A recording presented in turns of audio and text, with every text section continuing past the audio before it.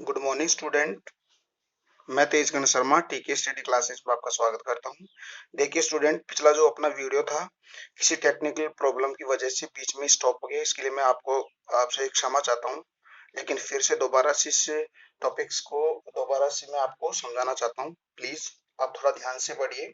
देखिए, हम बात कर रहे थे भारत में वनों का वितरण, यानी कि भारत में जो वन है उसके वितरण की बात करते हैं। तो फर्स्ट अपना टॉपिक है उष्ण कटिबंधीय सदाबहार वन। देखिए, जो उष्ण कटिबंधीय सदाबहार वन होते हैं, ये उन क्षेत्रों में पाए जाते जहां पर 200 सेंटीमीटर से अधिक जो बारिश होती है वहां पर ये वन पाए जाते हैं, और वहां का जो टेम्परेचर होता है वो 28 डिग्री सेंटीग्रेड तक होता है। तो वहां पर भी ये वन पाए जाते हैं। अगर इन वनों की अगर बात करें तो भारत में ये जो उष्ण कटिबंधीय सदाबहार वन होते हैं वो हमारे भारत के 3 क्षेत्रों में होते हैं। उनकी हम बात करते हैं। देखिए, फर्स्ट नंबर पे है आपका उत्तरी पूर्वी भारत, यानी कि हमारे जो भारत का जो क्षेत्र है उत्तरी पूर्वी वाला, वहां पर उष्णकटिबंधीय सदाबहार वन पाए जाते हैं।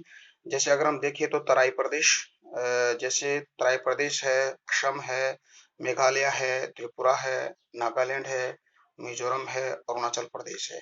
आपको पता है कि जो मेघालय है, मेघालय का जो पहले तो चेरापूंजी था और अब वर्तमान में मानेसराम है, जहाँ पर विश्व की सर्वाधिक बारिश होती है। समथिंग 1300 सेंटीमीटर से लेकर 1400 सेंटीमीटर के मध्य वहां पर बारिश होती है। तो वहां पर इस प्रकार के वन पाए जाते हैं। नेक्स्ट टॉपिक अपना है पश्चिमी घाट है। पश्चिमी घाट की अगर हम बात करें तो पश्चिमी घाट का जो पश्चिमी ढाल, यानी कि जो अपना जो अरब सागर वाला जो क्षेत्र है वहां पर जो पश्चिमी घाट है और उस पश्चिमी घाट का भी पश्चिमी ढाल है, वहां पर भी इस प्रकार के वन पाए जाते हैं।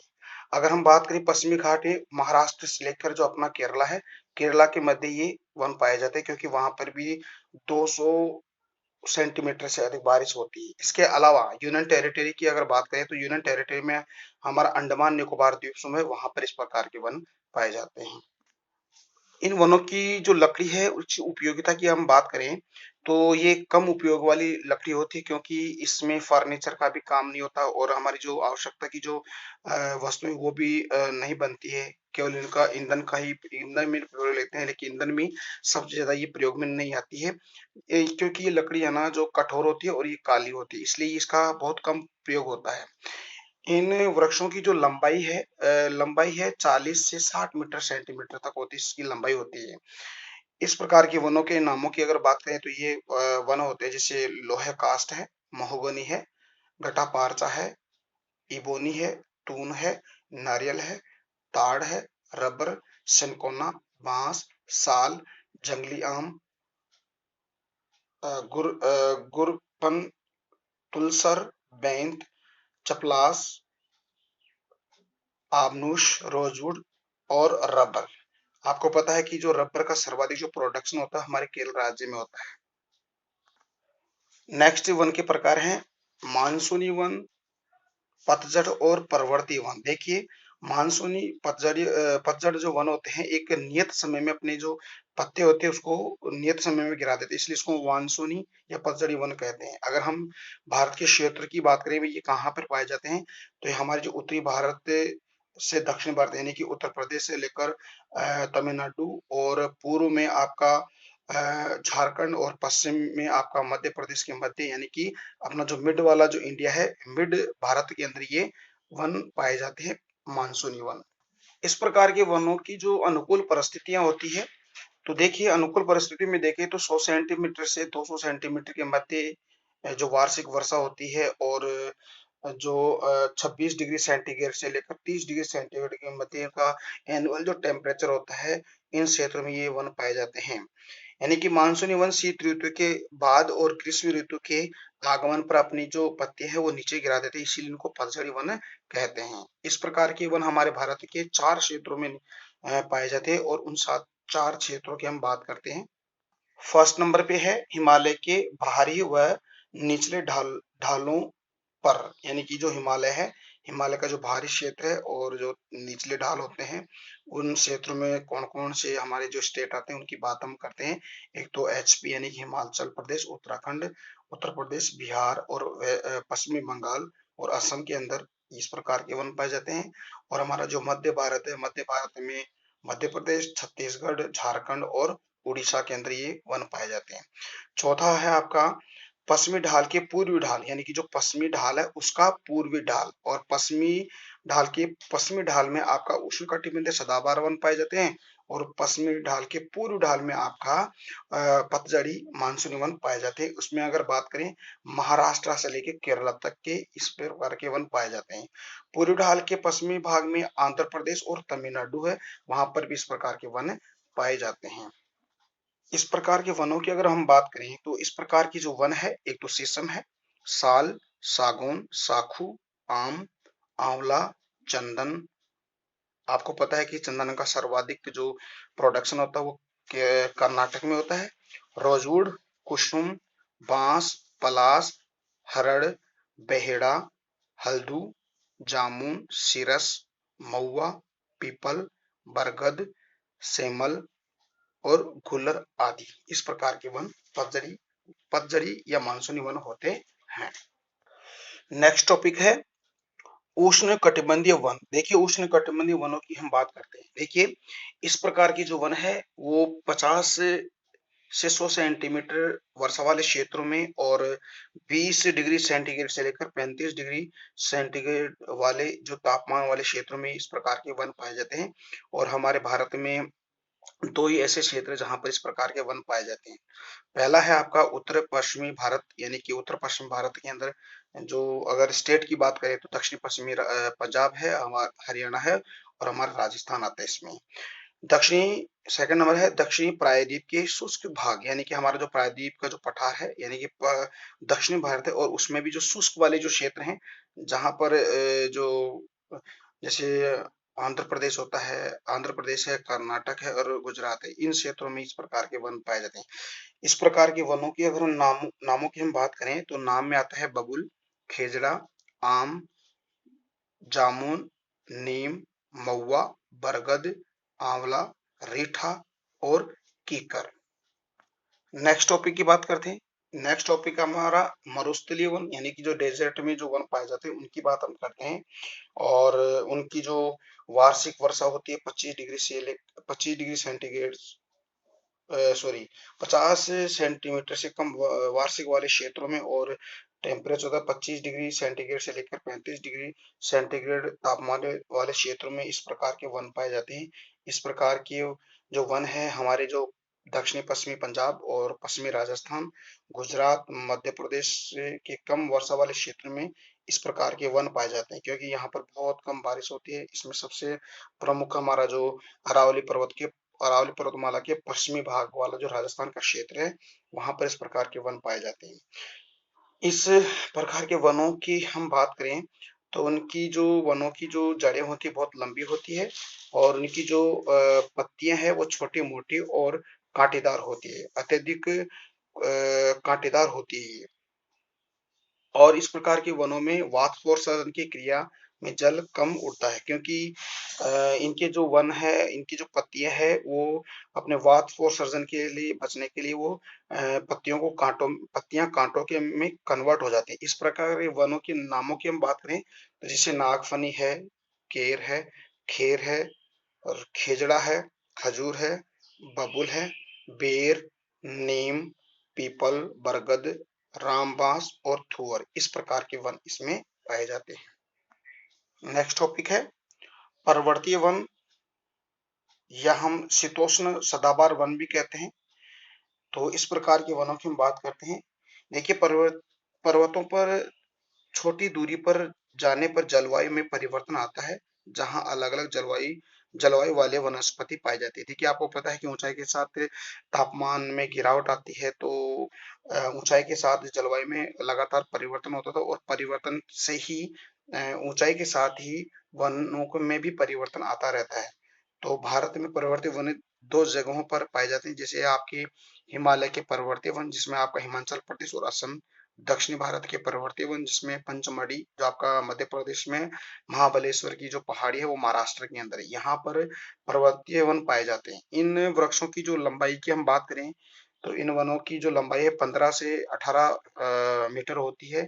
इन वृक्षों की लकड़ी बिल्कुल मुलायम होने के कारण ये कागज की लुगदी और पैकिंग और प्लाई और प्लाई बोर्ड बनाने में काम आते हैं। तो ये बहुत ज्यादा लाभदायक है। जिस इस प्रकार के वनों की हम बात करें, नामों की बात करें तो चीड़, सनोवर, देवदार, fir, spruce, larch, birch, maple, एल्क और चेस्टनट, इस प्रकार के वन पर्वतीय वन या वो शीतोष्ण सदाबहार वन होते हैं। नेक्स्ट टॉपिक है ज्वारीय वन, दलदली वन और इनको अनूप वन भी कहते हैं। इन वनों की हम बात करें तो देखो ये जो वन होते हैं ये डेल्टाई क्षेत्रों में डेल्टाई क्षेत्रों में पाए जाते हैं, जहां पर जो नदियों का तट होता है और सागरों या महासागरों के तटीय क्षेत्रों में ये खारे पानी के अंदर बहुत ज्यादा पाए जाते हैं, क्योंकि इनकी जो जड़ें हैं वो पानी के अंदर डूबी रहती है।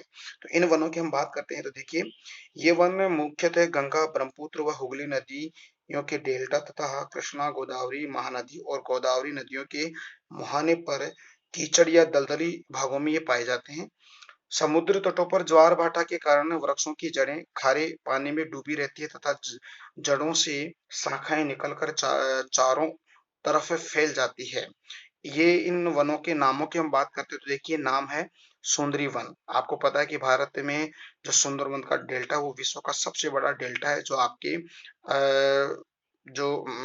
पश्चिमी बंगाल में पाया जाता है। तो सुंदरी वन है, बांस है, ताज है, बेंत है, ताड़, नारियल, रोजीफोरा, सेनरीठा, हे, हेरोटीरिया और फोनिक्स। ये फोनिक्स अक्सर क्वेश्चन आता ही रहता है।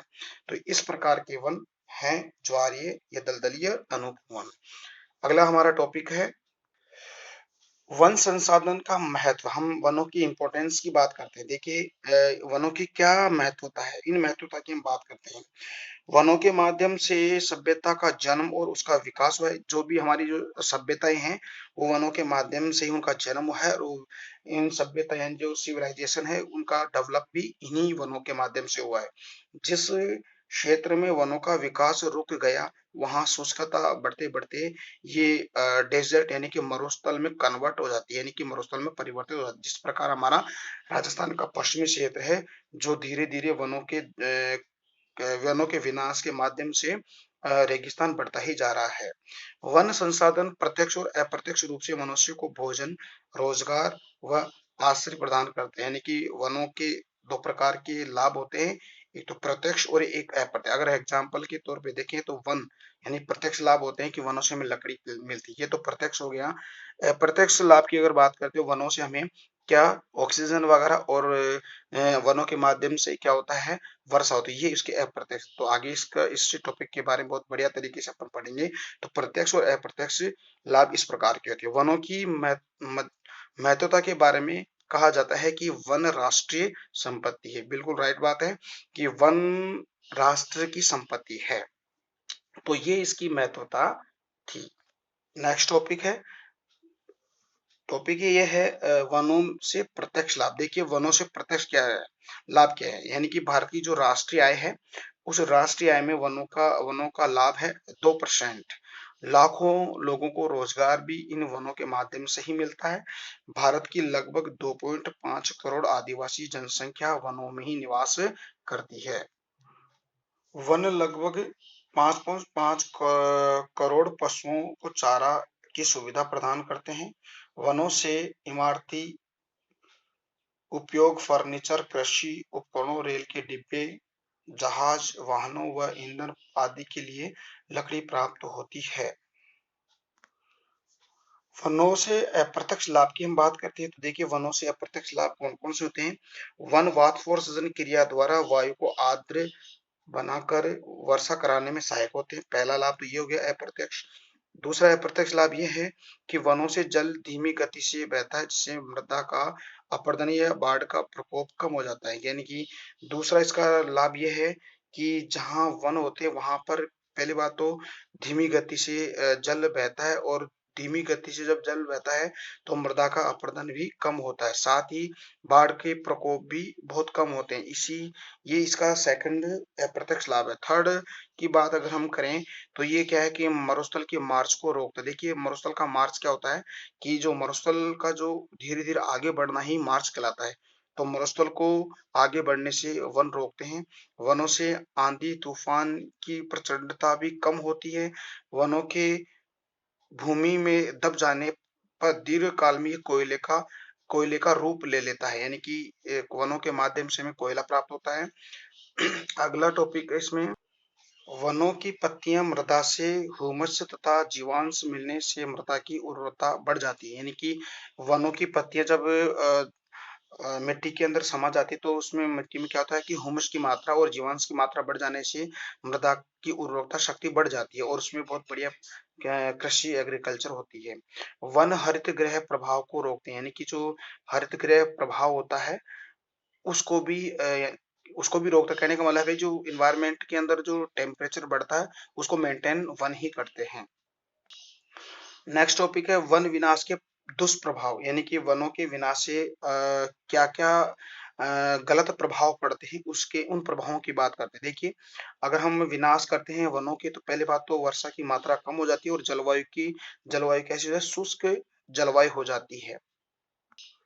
दूसरा इसका प्रभाव है वनों पर आधारित उद्योग नष्ट होने लगते हैं, यानी कि वनों पे डिपेंडेंट जो भी इंडस्ट्रीज एरियाज हैं या इंडस्ट्री यानी उद्योग है वो भी लगातार वो भी उनकी भी उनको भी नुकसान होता रहता है, यानी कि वो भी कमजोर पड़ जाते हैं।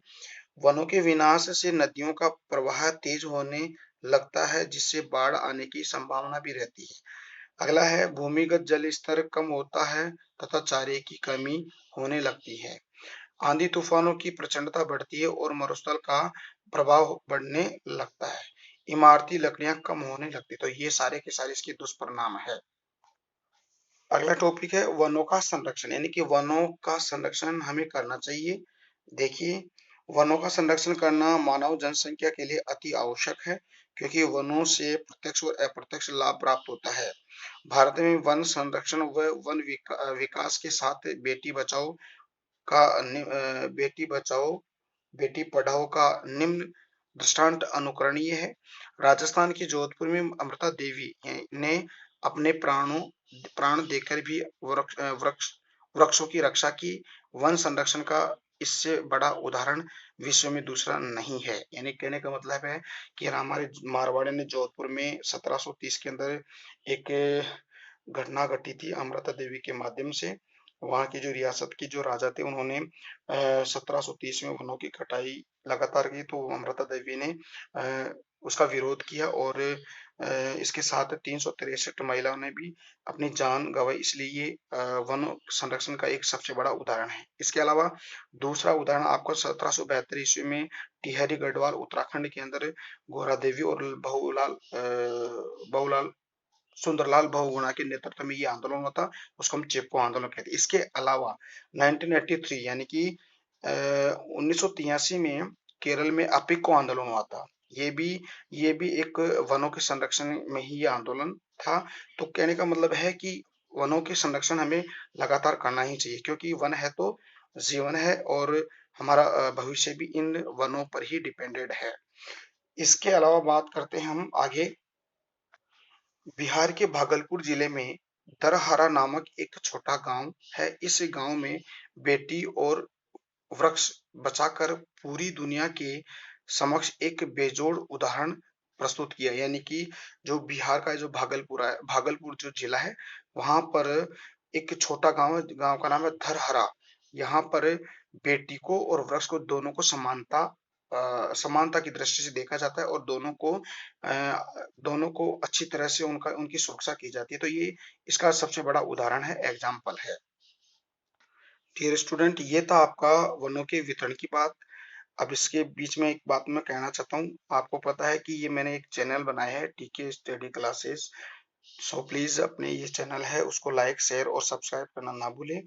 चलिए आगे बढ़ते हैं। आपको ये टॉपिक समझ में आया कि या नहीं आया, इस बात का आप कमेंट देखकर मेरे को इसके बारे में आपको बताना है। अगर आपको नहीं समझ में आया तो मैं आप इस चैप्टर को दोबारा से मैं स्टडी करवा सकता हूँ। ठीक है, नेक्स्ट टॉपिक पढ़ते हैं। मत्स्य संसाधन की हम बात करते हैं। देखिए, मत्स्य यानी कि जो मछली जो है उसके पालन की बात हम करते हैं। देखिए क्या है, भारत में मत्स्य उत्पादन योग्य संभावित क्षेत्र के केवल 25% भाग पर ही मछलियां पकड़ी जाती है। भारत में कुल मत्स्य उत्पादन का 60% महासागरों से और 40% आंतरिक जलाशय से प्राप्त किया जाता है। कि मछली मछली का जो उत्पादन होता है यानी कि मछली जो पालने का जो क्षेत्र है, इसमें 60% तो महासागरों में और 40% जो जैसे सागर है, जो सागर है, नदियां हैं, बावड़ियां हैं, तालाब है, इनमें पाली जाती है।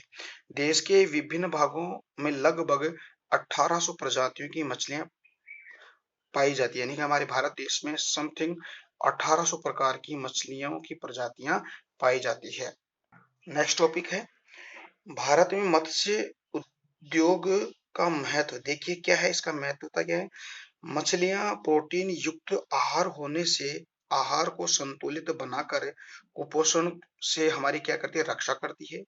मत्स्य व्यवसाय से अधिकांश लोगों को रोजगार मिलता है, जिससे राष्ट्रीय आय में क्या होती है, वृद्धि होती है।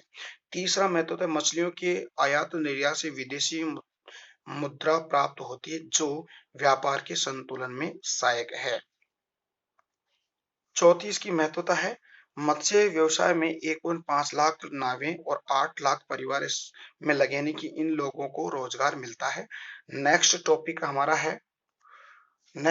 है मत्स्य उपलब्धता की अनुकूल दशाएं, यानी कि मछली पालन की कौन कौन सी अनुकूल दशाएं हो सकती है। देखिए कौन कौन सी अनुकूल दशाएं। छिछले समुद्र जिनकी गहराई 100 फैदम समथिंग 600 फीट गहरे होने चाहिए, जिसमें सूर्य का प्रकाश आसानी से पहुंच जाता है, जहां तक मछलियों के लिए अनुकूल दशा होती है, यानी कि जो समुद्र होता है और समुद्र की जो गहराई 100 फैदम यानी कि 60 फीट, यानी कि एक फैदम में 6 फीट होती है। इसका मतलब 60 फीट गहरे महासागरों में जहां पर सूर्य का प्रकाश आसानी से पहुंच पाए, वहां पर वहां पर मछलियों की अनुकूल दशाएं होती है पालने की। अगली बात है छिछले समुद्रों में प्लैंकटन घास पाई जाती है, जो मछलियों का भोजन होता है, जिससे मछलियों की वृद्धि व विकास होती है। आपको पता है कि जो मछलियों का जो भोजन होता है वो प्लैंकटन नामक एक घास होती है।